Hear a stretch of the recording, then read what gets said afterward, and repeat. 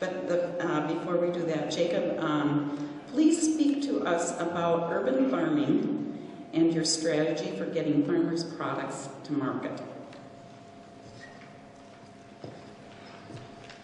Urban ag could be a huge benefit to our city, and there is so much potential. The value of recognizing where the sources of your food come from, the value of eating locally grown fruits and vegetables is essential. And here's a big thing. Here's a big thing that I think we haven't touched on yet tonight. There are very many ways, there's two Minneapolis.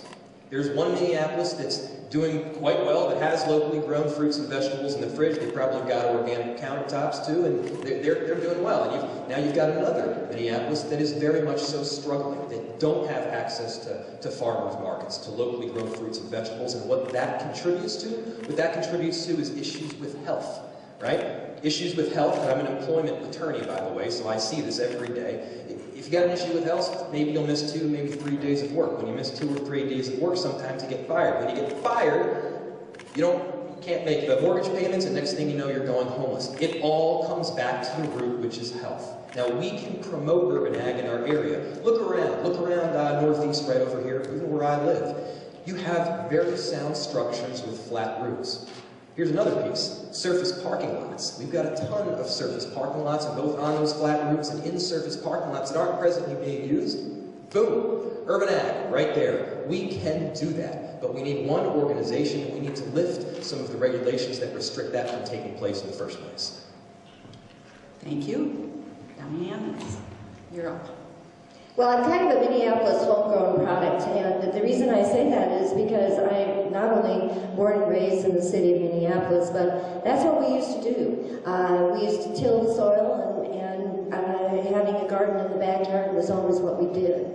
And I still do that in the city of Minneapolis. Minneapolis Homegrown is exactly the initiative that we're talking about. It is an initiative that I have established and was part of, and is part of the City of Minneapolis initiative to increase home gardening within our city. It is really critical to developing gardens in our city, but also in establishing the beehives. I initiated that in the City Council and was the author of establishing bees to be locally in the City of Minneapolis.